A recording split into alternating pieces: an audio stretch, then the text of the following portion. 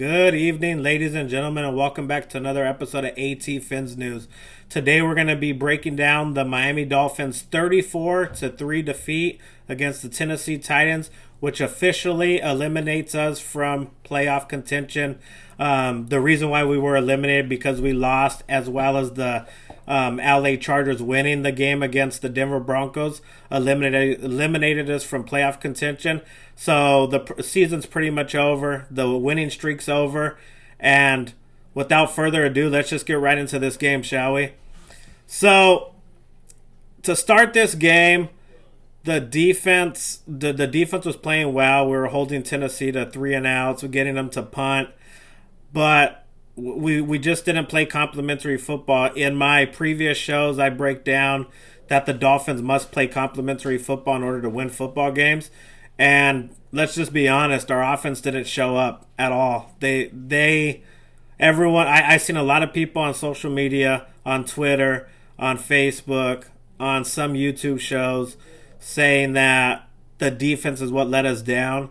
They shouldn't have gave up 34 points against that Tennessee Titans offense. Well, our offense should have kept drives together and kept our defense from being on the field so much. And they just wore down at the end. I mean, they started getting gashed on running plays. They were just tired, and you can't get mad at our defense. I mean, they were the primary reason why we had that 7-game win streak, if we're honest with each other, everyone. I mean, our offense was playing complementary football and putting up enough points just to win, but I mean, our offense is just terrible. Let's just keep it real, keep it 1,000. I mean, we have one of the worst offenses in the league. Over this 7-game win streak, the offense has not really improved at all. I mean, I've seen some creative things our offensive coordinators trying to do, but our offense in general is just trash, man. It's not good. A lot of people wanted to see our offense open up, they call it. They wanted our playbook to open up to see what Tua has. And guess what? That's what we did against the Titans. If you guys noticed, right out the gate, the beginning of the game, the Dolphins weren't running RPO offense like they've been running the last 7 weeks. There was progression-based offensive plays, and Tua struggled. I've always told people that Tua's an amazing RPO quarterback, probably the best RPO quarterback ever. I mean, he can read the RPO like no other. He has great footwork to get the ball out of his hands right away.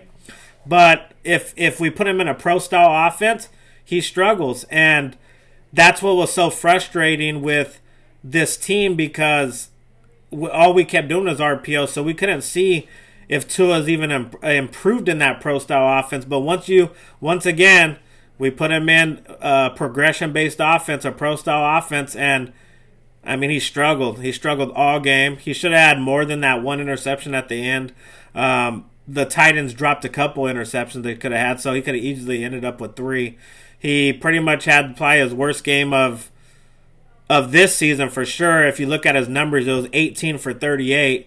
His completion percentage, they said he was number 1 in completion percentage, and while that dropped, I think he's dropped all the way down to 6th after this game. He had 205 yards, no touchdowns, 1 interception. I mean, plain and simple, he was awful. All the Tua supporters, I mean, you guys need to get over yourself, man. It's hard for me to say. Like a lot of people were saying, if we lost down the stretch, Tua couldn't have been a big reason why we lost. And go figure, this game he was one of the main reasons why we lost. He's not the only reason. I'm not going to put all the blame on Tua, but what I will say is he didn't do anything on offense to help this team win. We put up 3 points against the Tennessee Titans. Don't get me wrong, they have a pretty good defense, but for us to only put up 3 points and expect to come out of Tennessee with a win, I mean, that's just false hope, man. Our offense has to do better. It has to be better. It has to support this defense, was the strength of our team, and we just didn't get it from our quarterback, man. If you look at our running game, Duke Johnson had 7 carries for 49 yards. He averaged 7 yards a carry. I don't know if they handed him the ball more, he would have kept that 70-yard carry, but I do know one thing. The only reason we put up 3 points in the second quarter was because of Duke Johnson. He broke off two big runs to just set us up in field goal range. Tua threw a couple passes, and then we kicked the field goal. If it wasn't for Duke Johnson, honestly, we would have lost 34-0, or maybe even more. And then Tua, he gets the ball, and he acts like he's going to throw the ball, and the ball slips out of his hand. I don't want to hear any of the excuses. These guys are NFL players. I don't want to hear about weather. I don't want to hear about how slippery it was out there. They get paid to play a sport they love. They should not, that era should not happen as an NFL quarterback. I know there's been quarterbacks that have done it, but he hasn't done anything to prove himself. So why can't we critique him? He was awful. He wasn't good. A lot of YouTubers that are real Dolphin fans will say the same thing. He was not good. He had a D grade. I mean, as far as performance on Sunday. So, I mean, something's going to have to change. I mean, I would say this all cemented what's going to happen next on this coming offseason, since we can talk about it now, since next week's game really doesn't mean nothing. I know the Dolphins, and as well as me, of course I want the Dolphins to win every Sunday. I don't care if they're eliminated from the playoffs, but it's time for the offseason talk. I mean, from this game, he did not help his case to be the starting quarterback for the Miami Dolphins coming into next season. And I don't want to get into which quarterback. I mean, everyone wants to fight about Watson or this and that. I really don't care who our quarterback is. I just want to win football games and win football games at a high level. And based on what we've seen for 2 years now, he's not going to be the guy. I mean, I know he's not trash. He's not horrible. He's not, the worst quarterback in the league by any stretch of the imagination, but he's not going to be here long enough to be our franchise quarterback, I'm saying.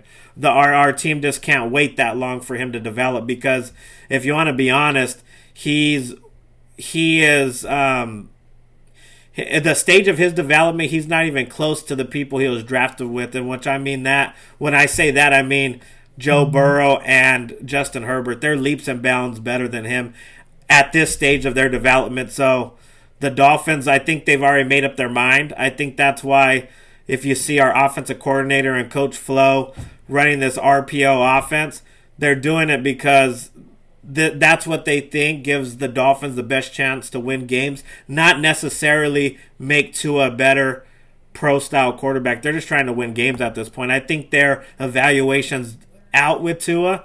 I think they know what they had. They knew his limitations, and all they did was try to win football games this year after starting 1-7. They knew they couldn't keep losing, trying to get him to run a progression style based offense. So instead, they just put him in what he was comfortable with, the RPO, and I mean, he did well. I mean, he did what they asked him to do.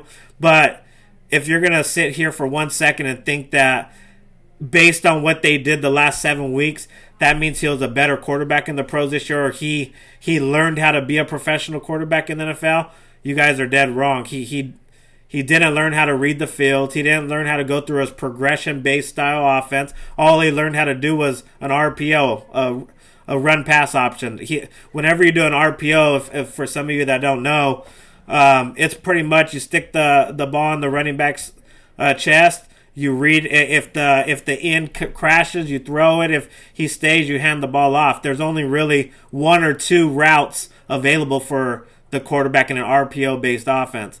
So it doesn't give him time to read a whole field. And that's what he struggles with. So why not put him in the positions he struggles in to get him to progress to the next level? I mean, as far as at least me as a fan, I would want to see what you have in the kid. And he wasn't able to do that this year after being in the league for the second consecutive year. They just went straight to RPO because they don't trust them in a pro-style offense. And the reason why, if you're asking, then why did they not run RPO against the Titans? Mike Vrabel came out, the Titans head coach, and said their main goal on defense was to get the Miami Dolphins out of their RPO offense. So Flores, knowing that Vrabel is going to do that, he made Tua start on a pro-style offense to see if they can get anything and surprise the Titans defense, which obviously didn't work. I mean, we couldn't we couldn't make a drive. Tua had one big throw the whole game. It was that corner route to Jalen Waddle. That was a big boy throw. He had another good throw and catch. It was with Gesicki. He was rolling her out to his left, and he threw one pass to Gesicki, and he dove and caught it. But other than that, he was off all day. Even for the completions he made, the 18 he made, more than half of them were behind a receiver with that to make a good catch or never in stride. The only good pass he made in stride was going to be the Waddle corner, and then the very first pass of the game for the Dolphins when he hit Devontae Parker on that little post route for 13 yards to open up the game. Other than that, he was off all game. When he rolled it out to his left, his throwing arm, and he tried to hit Matt Collins which would have been a first down on third down, he was 3 yards short. He hit him in the foot. Come on.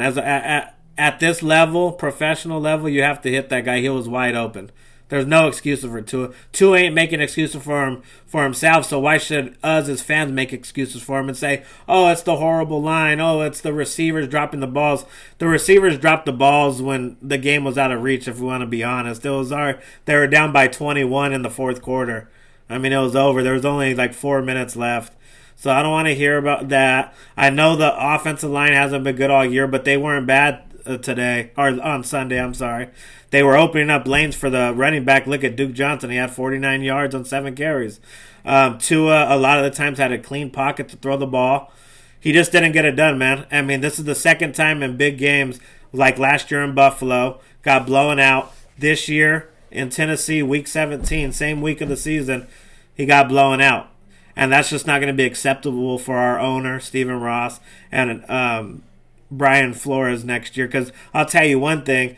If next year they go in and they don't make the playoffs like they're not going to make this year, Brian Flores will be fired. And he's not going to gamble and ride it out next year with this same quarterback. He's going to want to get a quarterback that he believes in. He believes that can lead the offense while he can just be worried about the defense, because that's what he is. He's a defensive genius. He's great on the defensive side of the ball. He struggles on the offensive side of the ball. So he wants a quarterback that can handle that side with some competent offensive coordinators where he's not going to have to put so much time and energy in. And it's going to have to happen, man. Other than that, overall, I'm going to get off the Tua thing. You know how I feel about it. He was awful. He wasn't good. He hasn't really been good the last 3 weeks. Ever since the bye week, he's pretty much... Well, he's been a C quarterback, and then yesterday was his worst, a D grade quarterback. So he hasn't been good the last 3 weeks. I think Flores is done, and you've seen it boil over. If you noticed on the sidelines, Flo started yelling at Tua at one point, and Tua was ignoring him. Then he started throwing his helmet on the ground. It was just a frustrating game all around. But other than that, our defense, like I said, started off good. But they just got tired. They just started getting gashed in the running game. They got gashed in the running game more than they have the whole season. Foreman looked like a poor man's Derrick Henry out there breaking tackles. He rushed 26 times for 132 yards and a touchdown. They got Hillard with 8 carries for 45 yards and a touchdown. So our defense couldn't really stop the run. Xavier Howard kind of had I think he had a lousy game. Even though A.J. Brown, I believe if he only caught a couple passes, but let's see, A.J. Brown had 2 catches for 41 yards. So, they kind of contained him, but they didn't need Tannehill to throw the ball. Look at Tannehill only threw the ball 18 times. He had 18. He was 13 for 18 for 120 yards, 2 touchdowns, and the 2 touchdowns were high percentage throws. They were because they were gashing us in the run so much. Our defense was so focused on it. They did a quick play action. Like I said in my preview video, we can't have happen. And he just threw it over the top wide open to the tight end. So, it is what it is, guys. They played horrible all around. Our team, the whole team didn't play good. There was a couple bright spots. Javon Holland's a beast, man. He came to play. He was laying some wood, stopping them on key third downs when it looked like they were going to get easy first downs. And you see Holland come out of nowhere and just drill someone. Jalen Phillips was all right. Jalen Waddle was pretty much taken out of the game, so that kind of sucked for him. He was trying to break the rookie receptions record, but he didn't get that. So hopefully this week leading up to the game, he'll get a couple catches and break that record. But like I said, it was just a bad game overall, guys. But everyone's gonna just focus on Tua because he's the quarterback. As a quarterback, you get the praise for winning games, even though another phase of the team might be carrying you, or you're gonna get all the blame if you lose. That's just how it is in the NFL, guys. So we're gonna have to get used to that. I mean, Tua, like I said, he probably played himself out of Miami. I don't really know what he could have done. Maybe lead us to the playoffs in the season with the 9-game win streak, go in the playoffs and maybe win a game. And I don't even think that would have been enough to keep the Miami Dolphins front office for trying to go out and get a proven quarterback. But as of right now, he probably played himself out of Miami. There's really probably nothing he can do next week, since it's a meaningless game, even though it is against the Patriots, to make Flores think, oh, we still have our guy. So we'll see what happens. Like I said, in the offseason, we'll get into it more in depth as far as once the season's over. But the Miami Dolphins winning streak of 7 comes to an end. Their playoffs come to an end after starting out as the 7th seed. They're completely eliminated now. So, I mean, we got one more game. Hopefully they finish strong. We'll break that down on Friday. Like always, I'll do a preview show. And then I'll be back on Monday with the reaction, guys. But other than that, please hit that like button. Subscribe if you haven't subscribed already, just so we can grow this channel organically and we can make more and more content. But other than that, guys, like always, fins up. I love each and every one of you all. I'm out. Peace.